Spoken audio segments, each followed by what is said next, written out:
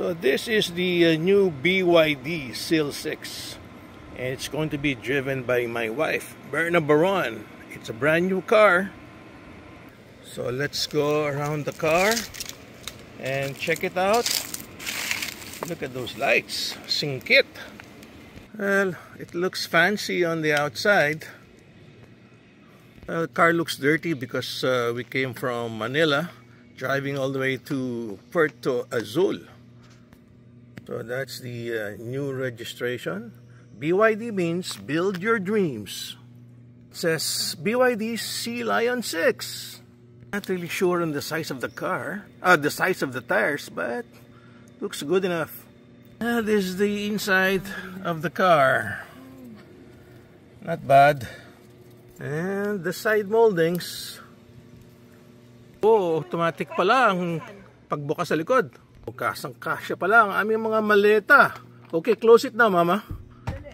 Inibago pa sa kanyang new car, which is an EV car. Oh. Ano yan? Pinindot mo lang? Pinindot ko lang. Dito? Pinindot mo Hindi lang? na pala kailangan hilahin pababa. Hindi mo hilahin pa akyat Yeah. Okay. And my driver, my beautiful wife, Berna Baron. And this is going to be my seat. Ito, ayoko kasi mag-seatbelt, dinadaya ko siya. So that's what I did. Kasi ayoko nga mag-seatbelt. So it's a tinted glass there. Ay, maganda yung sidings niya. Nice leather. Oh, yan. Seatbelt. Safe na safe. Oh, ganda pala ng loob nito, no? Okay, so she's complaining bakit daw bumaba yung kanyang EV. Kasi hindi mo nakabukas yung air condition without using the gasoline. So, syempre bababa 'yon. So, hindi mo pwedeng sagarin ito, ganda niya, no? Ano lang siya, simple lang, drive, neutral, and reverse. And then you have a choices. Ayan, saan ba yung pinepress? Yan, either you want to go EV or gasoline. Yan, pinepress ka lang dyan sa baba. Oh, marami naman siyang room space, oh.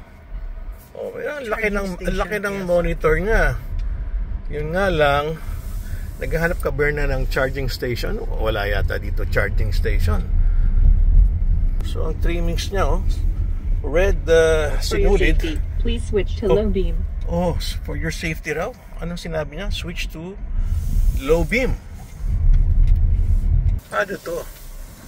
Meron din tong camera, no, Berna? Pag umaatras ka, tsaka forward, no? Yun nga lang, di mo pa kabisado. Because, nag-automatic? Okay. So, meron din siyang speed control dyan, Berna? Walang speed control? Ano yun? Yeah, yung speed control. Kung ayaw mong hawakan yung manubela, I'm sure meron yan. Yeah, I'm sure meron yan. Ayan, ang paneling niya. Oh. Ganda. Imagine, paano lang na ibababa yung ganitong kotse na ang baba ng presyo? Naka-SUV ka na, di ba? Kaya magaling talaga si BYD. They can actually make cheap cars of good quality. Talaga naman. Yan pala, i-press mo lang yan kung gusto mong EV or gasoline. Tapos yung start button niya, basta dala mo yung key, mag-i-start. Wala nang ipinapasok na susi. So the best part, this car is hybrid, no? It can run up to 1,000 kilometers because of the hybrid. Pero soon, lahat EV na lahat para totally wala nang pollution. At saka dito, sabi ni Cole Baron, pag linigan mo rito ng cellphone, it will charge by itself yung cellphone mo. So from Puerto Azul, we're driving to Punta Fuego. So dito, meron ka palang lalagyan ng mga baso. So if you want to drink some coffee while driving, para hindi ka antukin. Oh, hindi mo alam yung sunroof niya. Oh, may sunroof din pala. Ah, yun, may sunroof. Okay, pero hindi pa kabisado ni Madam Berna. Okay, sarado mo na lang. Yeah, yun, bumukas na naman. Okay. Yan. And that's the back of the car na wala naman kaming pasaheros. Meron pa ba doon sa likod? Anong meron doon? Ewan ko. Oh. So far, it's a May nice sunroof din car. sa likod? Meron yata. Ha? Yan, sinarado na ni Madam Berna. Against the light pa. Okay, so let's keep safe, Berna. So, anong sabi sa'yo? Ilang years daw ang warranty ng battery nito, Mama? Ha? Ilang years ang warranty ng battery? Ako, nakalimutan. Nakalimutan mo na?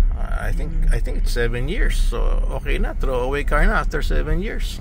Hanggang likod pala. Yun, ay. Oh. Nako. Bakit ganun lang? Uulan na, sarado mo na. Yun. Oh. Yun, pinaglaruan na. Okay. O yan, oo. Ganda pala siya. Kung ayaw mo mag-aircon, sunroof ka na lang. Paano ito? Gusto ko mag-radyo. Paano mo, ha? Hindi mo pa alam. Hindi ko alam. May radyo, pwede ba naman? BYD, walang radyo. Hindi mo pa lang kasi kabisado. Okay, goodbye Puerto Azul, and see you again next time. Oh, It's a perfect drive. 25 na lang siya. It's a perfect drive to... Paano na to? Anong problema mo? 25 na lang yung baterya. Siyempre, ginagamit mo EV eh. Ha?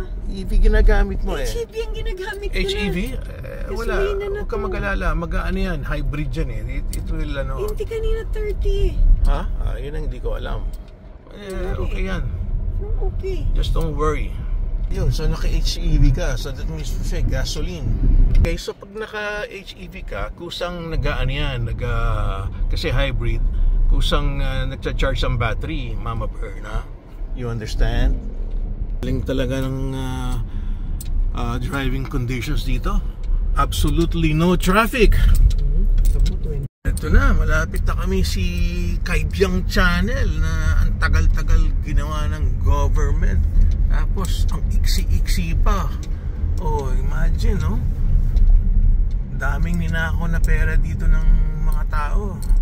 You know, more than 10 years in the making. Wala pang 1 kilometer tong tunnel na to. Oh, see that? This will extend to Nasugbu. Yan, from here nakikita mo na yung dagat ng Corregidor. Ayan. Ayan ang papuntang Corregidor tsaka Bataan. So, tapos while driving may mga lookout places, oh. Ano, Berna, nagcha-charge na, di ba? Yeah. Masyado kang kinakabahan eh. Kasi ano pa, hindi ka pa sanay sa kotse mo eh. It's a perfect drive. Especially like us, we have a home in Puerto Azul, and now we're going to Punta Fuego to enjoy the swimming pool, their world-class pool, and have a massage and dine in the best restaurants, yung kanyang San Diego restaurant. Saan ba tayo magla-lunch ngayon, Mama Berna? Hindi mo pa alam? Sa Hardinetto ba? Or sa Marina? Okay, bahala na ako sa tayo abutan. Sa tayo gutumin. Ayun, oh, may kita na yung dagat. Oh, enjoy yung mga tao. Okay, stop the car, Mama. Yan, papakita ko lang yung inaakyat kong bundok. Oh. Papakita natin, zoomin natin. Ayan, yan yung Pico de Loro. Yes. Yan yung beak ng Loro. Yeah. Inakyat ko na yan. Pero sa ngayon, sarado, no? Imagine, no? Inaakyat ko na yung bundok na yan. Okay na, let's go. At least just to show them na this is really a good drive. At kung gusto mong mag mountain climbing sa Pico de Loro, pwedeng pwede. It's a 32 kilometer road leading from Puerto Azul to Club Punta Fuego. And may madadaanan tayo dito, yung Hamilo Coast ni Henry C. Okay, back to the car. So Berna, kanina bumaba yung EV charge mo. So ngayon, okay na? Umakyat na, no? Ha? 24, pero kanina 21. Okay? Okay naman. Okay, so itong dinadaanan namin, ito na yung entrance ni Hamilo Coast. Well, gandang property rin niya. We're here to enjoy the ride. And Madam Berna is actually on the driver's seat. Madam Berna, we stopped for lunch. And we're gonna park our car here at the ano pa pangalan to restaurant? Silipin natin kung anong pangalan. So ayan, let's go.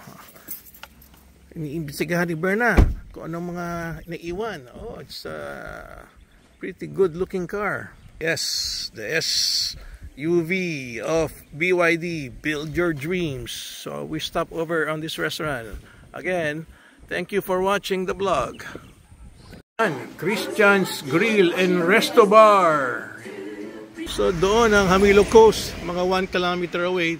Kung gusto nyo kumain dito, eto, looks good. Ito ang stopover namin at ang nakalagay, ayun no, Christian's Grill and Resto Bar. So looks like masarap dito kumain. Okay, try it out.